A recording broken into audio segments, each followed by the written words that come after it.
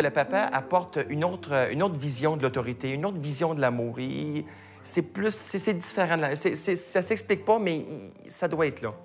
Je vois Élie, quand son père finit un petit peu trop tard, comment qu'il est, puis c'est pas du tout le même bébé. Avoir un papa qui est là, qui va prendre le temps de s'amuser avec l'enfant, c'est super génial, c'est merveilleux. C'est difficile, surtout au début, lorsque le petit bébé vient au monde, parce que le père, il fait tout ce qu'il y a autour de la maman.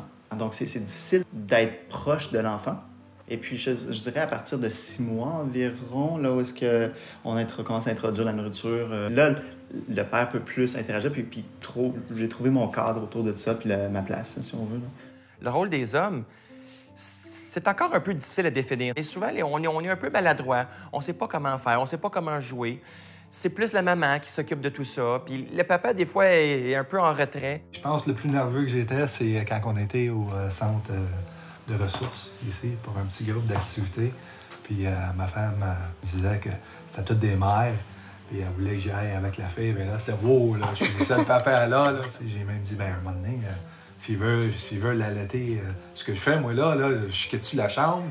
C'est difficile aussi avec ses pères, avec d'autres papas, avec d'autres hommes avec qui on côtoie, de s'afficher comme un papa qui aime ses enfants puis qui garde ses enfants. La tête peut être tellement occupée avec le travail, avec faire de l'argent, mais pour moi, ce n'est pas ce qui est très important. Les défis en général chez les papas, c'est de concilier le travail et la vie familiale.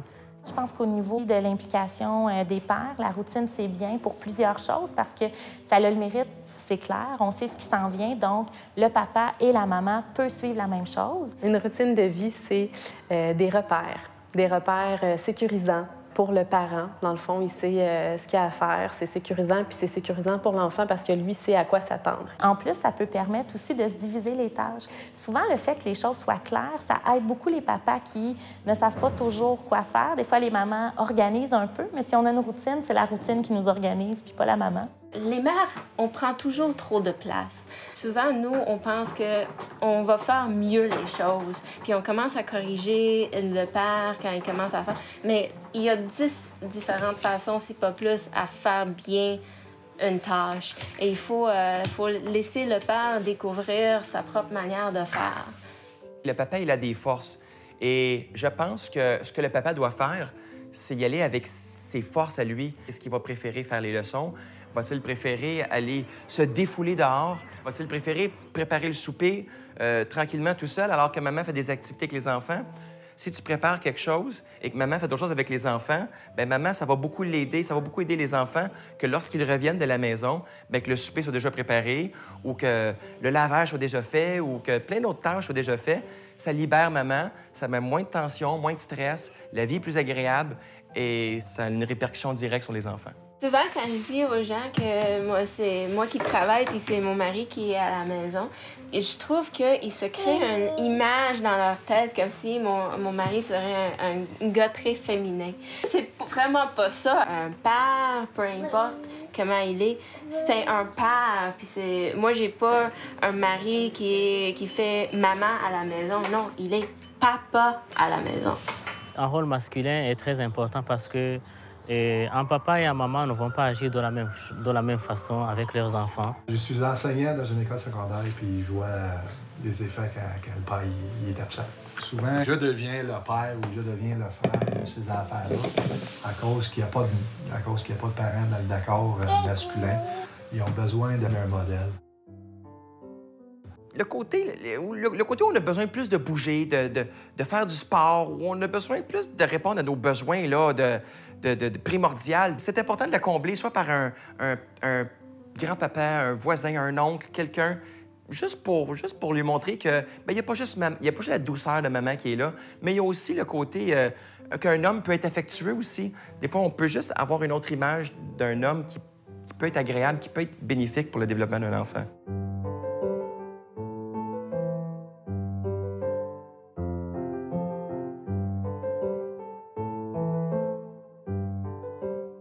Comme papa visiteur, moi, je visite les familles et j'essaie de donner un soutien aux familles à travers des répits, à travers un soutien informatif, à travers l'accompagnement aux ressources. Bienvenue. Comment ça va? Ça va bien? Moi, j'ai commencé à faire ça parce que quand je suis arrivé ici, 3 mois après, on a eu des enfants. C'était des jumeaux. Alors, on était déboussolés. On avait juste 3 mois ici au Québec. On a eu une maman visiteuse, un papa visiteur qui nous ont beaucoup supportés. Vu le soutien que j'ai eu, j'aimerais aussi le faire pour d'autres familles. C'est pas un signe de faiblesse d'aller chercher de l'aide.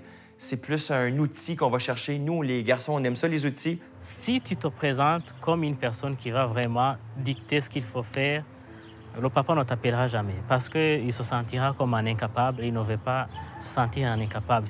Quand Maria est revenue à la maison 2 ou 3 fois, il se dit « Ouais, je dis, tu sais pas ce que j'ai fait, tu sais, puis ça a mal été, mais regarde, c'est de même qu'on apprend. » Les gens ils vont dire « Ah, j'ai pas eu d'amour » ou « Ah, mes parents n'étaient pas gentils », mais c'est pas parce que t'as pas eu quelque chose que tu peux pas le transmettre à ton enfant. Là.